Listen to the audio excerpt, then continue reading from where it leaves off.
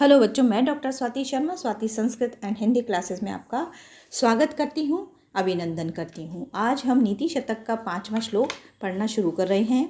लभेत सिक्तासु तेलम यत्नतः पीडयन् पिपेच्छ मृगतृष्णिकासु सलीलं पिपासा अर्दितः कदाचित् अपि पर्यट शशविषाणम् आसादयेत् न तो प्रतिनिविष्ट मूर्ख जन चित्तम आराधयेत्। जैसा कि हम पढ़ रहे थे कि अल्पज्ञानी दुराग्रही व्यक्ति को कैसा है समझाना बहुत ज़्यादा मुश्किल है। ठीक है, तो उसी श्रृंखला में आज हम पढ़ रहे हैं। तो पहले आप इसके क्या कीजिए, शब्दार्थ देख लीजिए ताकि जल्दी से आपको अर्थ समझ में आ जाए। सिक्तासु यानी कि भालू में, यानी कि मिट्टी जो होती है उसमें। पिपासा अर्दितः प्यास से व्याकुल बने हुए व्यक्ति। मृग तृष्णिकासु मृग तृष्णाओं में। सलीलम यानी कि जल को भी। पिबेत यानी पीले। और पर्यटन घूमता हुआ। शश विषानम खरगोश के सींग को। आसादयेत प्राप्त कर ले। किंतु प्रतिनिविष्ट जो कि हम पहले भी पढ़ चुके हैं, दुराग्रही या अल्पज्ञानी बने हुए मूर्ख व्यक्ति के चित्तम यानी कि हृदय को न आराध्यत संतुष्ट नहीं कर सकते या फिर प्रसन्न नहीं कर सकते हैं। चलिए अब अन्वय से इसके अर्थ को समझते हैं। यत्नतः पीड़यन प्रयत्नपूर्वक या कोशिश करते हुए, पीड़न दबाते हुए। सिक्तासु तेलम भालुई मिट्टी से तेल को, अपी यानी भी, लबेत यानी प्राप्त कर लें। यदि हम कोशिश करें तो भालुई मिट्टी से भी हम तेल को मिट्टी को दबाते हुए तेल को प्राप्त कर सकते हैं। पिपासा अर्दितः प्यासे होने पर। मृग तृष्णिकासु मृग तृष्णिका के समान। सलीलम पिबेत जल को पी सकते हैं। कदाचित पर्यटन कहीं पर घूमते हुए। शश विषानम अपि यानी कि खरगोश के सींगों को भी। आसादयेत प्राप्त कर सकते हैं। किंतु प्रतिनिविष्ट मूर्ख जन चित्तम तु न समारयत यानी कि दुराग्रही यानी कि जो अपने आप को विद्वान मानता है और जिद्दी है, जो किसी की बातों को नहीं सुनता है, ऐसे मूर्ख व्यक्ति के चित्तम हृदय को तु न सम आराध्येत प्रसन्न नहीं किया जा सकता है, समझाया नहीं जा सकता है। जैसा कि मैंने आपको पहले के श्लोकों में बताया है कि ऐसे व्यक्ति को ब्रह्मा भी प्रसन्न नहीं कर सकते हैं। अब ये सारी चीज़ें आप ये कहेंगे कि भाई मिट्टी से कभी तेल प्राप्त हो सकता है क्या, या मृग तृष्णिका से कभी जल को प्राप्त किया जा सकता है, या खरगोश के सींगों को प्राप्त किया जा सकता है। ये सारे कार्य कैसे हैं, असंभव हैं। परंतु इन असंभव कार्यों को भी हम संभव बना सकते हैं, लेकिन दुराग्रही मूर्ख व्यक्ति के हृदय को हम प्रसन्न नहीं कर सकते हैं। एक बार आप वापस से इसके अर्थ को समझने की कोशिश कीजिएगा। यत्नतः पीड़यन सिक्तासु तेलम अपि लभेत, प्रयत्न करने पर, दबाते हुए भालुई मिट्टी से हम तेल को प्राप्त कर सकते हैं। पिपासा अर्दितः च मृग तृष्णिकासु सलिलम पिबेत प्यासे होने पर हम मृग तृष्णिका के समान जल को पी सकते हैं। कदाचित पर्यटन कहीं पर घूमते हुए। शश विषानम अपि आसादयेत खरगोश के सींगों को भी हम प्राप्त कर सकते हैं। परंतु हठी मूर्ख व्यक्ति के हृदय को हम प्रसन्न कभी भी नहीं कर सकते हैं। अब इसका भाव आप वैसे भी समझ सकते हैं कि भर्तृहरि कवि जो हैं वो जिद्दी मूर्ख के व्यक्ति का वर्णन करते हुए कहते हैं कि भालुई मिट्टी से तेल निकालना, मृग मरीचिका से जल को पाना और कहीं भी खरगोश के सींगों को पाना कैसा है, असंभव कार्य है। यदि ये असंभव कार्य भी हम संभव कर लें, परंतु मूर्ख व्यक्ति को समझाना बहुत ही असंभव कार्य है। जो मूर्ख व्यक्ति अपने हट पर अड़ा रहता है, दुराग्रह पर अड़ा रहता है, वह किसी भी बात को नहीं सुनता है। इसीलिए क्या है, मूर्ख व्यक्ति को समझाने का प्रयत्न नहीं करना चाहिए। अब बच्चों देखो, इसमें क्या है, पृथ्वी छंद है। ठीक है, आपको ये समझ में आ ही गए होंगे। अब नेक्स्ट आप देखिए श्लोक जो है, व्यालम बाल मृणाल तंतुवीर असौ रौद्युम समुच्रंबते भेत्तुम वज्रमणि शिरिष कुसुम प्रांतेन सन्नहयते माधुर्य मधुबिंदुना रचयितुम शार अम्बुदेर इते इहते न एतुम वांचति य खलानपति सताम सुक्ते सुदास्य अंदिबी।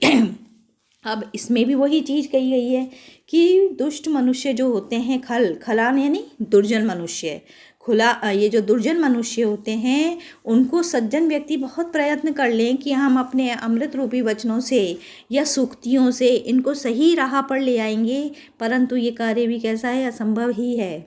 ठीक है, किस प्रकार से मुश्किल कार्य है कि असौ बाल मृणाल तंतु भी, जो मनुष्य इनको बाल मृणाल तंतु भी यानी कि कोमल मृणाल के रेशों से, तंतु किसको कहते हैं हम, रेशों से यानी कि धागे से, कोमल रेशों से या धागों से, व्यालम यानी हाथी को, रोद्युम यानी कि रोकने की, समुज्जृंभते यानी कि चेष्टा करता है। जो व्यक्ति कोमल मृणाल का जो रेशा होता है वो कैसा होता है, बहुत पतला सा होता है, कोमल लीता लिए हुए होता है, फटाक से टूट जाता है। ठीक है, लेकिन जो व्यक्ति क्या कर रहा है, कोमल मृणाल के रेशे से हाथी को, हाथी कैसा होता है, विशालकाय होता है, उसको रोकने की चेष्टा करता है। और सिरिस कुसुम प्रांतेन, सिरिस पुष्प के प्रांत भाग से यानी कि आगे के भाग से, अब आप समझ सकते हैं कि जो पुष्प होता है उसकी जो पत्तियां होती हैं वो कितनी कोमल होती हैं आगे से, उससे क्या करना चाहता है, वज्रमणिम छेदुम संयते, वज्रमणि के समान यानी कि वज्र कठोर, मणि यानी मणियाँ यानी कि कठोर हीरे में, छेदुम यानी कि छेद करने की, संहियते यानी कि चेष्टा करता है। कैसे कैसे काम कर रहे हैं कि कोमल मृणाल के रेशे से हाथी को रोकने की चेष्टा कर रहे हैं, सिरिस पुष्प के प्रांत भाग से कठोर हीरे में छेद करने की कोशिश कर रहे हैं। फूल, ये जो पत्तियां होती हैं, आप चलिए आप सिरिस पुष्प आपने नहीं देखा होगा, परंतु ये तो देखा होगा गुलाब का फूल उसकी पत्ती से आप किसी में छेद कर सकते हैं क्या, वो मुड़ जाएगी पत्ती आगे से। तो जो व्यक्ति अत्यंत कोमल सिरिस पुष्प के प्रांत भाग से यानी कि अग्रभाग से कठोर हीरे में छेद करने की कोशिश करता है, मधु बिंदुना, शहद की, मधु किसको कहते हैं हम, शहद को, शहद की बूंद से, शार अम्बुदे खारे समुद्र को, माधुर्यम रचयितुम मीठा बनाने की ईहते चेष्टा करता है। यह बलात्, और जो मनुष्य बलात् यानी कि बलपूर्वक, सुधा शयन देवी अमृत रूपी सूक्तई सूक्तियों के द्वारा, मूर्खान यानी कि मूर्ख मनुष्यों को, सताम पथिम नेतुम वांचती, मूर्ख व्यक्तियों को किसकी कोशिश करता है, सज्जनों के मार्ग पर लाने की चेष्टा करता है। अब आप इसको चाहें तो इसके अन्वय में चेंज भी कर सकते हैं, और नीचे नीचे की जो पंक्ति है उसको आप पहले बना सकते हैं, उससे भी आप अर्थ कर सकते हैं। मैं पहले भी कई बार कह चुकी हूँ आप लोगों को, ज़रूरी नहीं है कि जो मैं आपको अर्थ करके बता रही हूँ, व्याख्या करके बता रही हूँ, वो ही अर्थ होगा। उसे आप अपने शब्दों में भी बता सकते हैं, अन्वय को चेंज कर सकते हैं, क्योंकि सबके बोलने का तरीका अलग अलग होता है, तो आप उसे अपने शब्दों में भी बना सकते हैं, लेकिन क्रम नहीं टूटना चाहिए। आपको केवल ये इस बात का ध्यान रखना है। तो दूसरी तरीके से भी अपन करके देख लेते हैं अर्थ को। यह बलात् सुधा शयन्ति भी सूक्ते मूर्खान सताम पतिम नेतुम वांचति, जो बलपूर्वक अमृत रूपी सूक्तियों से मूर्खों को सज्जनता के मार्ग पर लाने की कोशिश करता है, असौ वह व्यक्ति बाल मृणाल तंतु भी, बाल यानी कि कोमल मृणाल के रेशे से, व्यालम रोद्धुम समुज्जते हाथी को रोकने की चेष्टा करता है, और सिरिस कुसुम प्रांतेन सिरिस पुष्प के प्रांत भाग से या अग्रभाग से, वज्रमणिम कठोर हीरे में, छेदुम संयते छेद करने की कोशिश करता है, मधु बिंदुना शहद की बूंद से, शार अम्बुदे खारे समुद्र को, माधुर्यम रचयितुम मीयते मीठा बनाने की चेष्टा करता है। दोनों तरीके से आप कर सकते हैं कि पहले आप उदाहरण दे दीजिए और फिर उसका भाव बता दीजिए कि भैया जो सज्जन होते हैं वो ये चाहते हैं कि मूर्ख व्यक्ति भी सज्जनता के मार्ग पर आ जाएं, लेकिन उनकी चेष्टा किसके समान हो जाती है कि वो कोमल तंतुओं से मानो हाथी को रोक रहे हैं, सिरिस पुष्प के प्रांत भाग से मानो हीरे में छेद करने की कोशिश कर रहे हैं, और एक बूंद से, शहद की एक बूंद से मानो खारे समुद्र को मीठा बनाने की कोशिश कर रहे हैं। तो ये सारे कार्य कैसे हैं, वो कितनी चेष्टा करें, लेकिन स्वभाव आदमी का कभी भी नहीं बदलता है। तो मुझे लगता है आपको समझ में आ गया होगा, परंतु मैं एक बार इसका सीधे शब्दों में आपको अर्थ और बता रही हूँ, और अर्थ बताने से पहले मैं आपको क्या करती हूँ, इसका भाव समझा देती हूँ। कि जो भर्तृहरि हैं उनका ये मानना है कि जो अड़ियल स्वभाव वाले मूर्ख मनुष्य होते हैं उनको सुमधुर उपदेशों से भी सन्मार्ग की ओर नहीं लाया जा सकता है।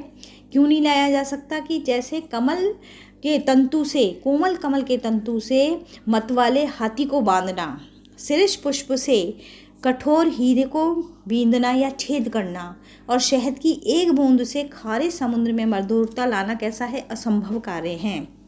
वैसे ही दुराग्रही व्यक्ति को सुधारना भी कैसा है? असंभव कार्य है। जो कोमल तंतु, कोमल मृणाल के रेशे से हाथी को बांधने की चेष्टा करता है, यानी कि असंभव कार्य है।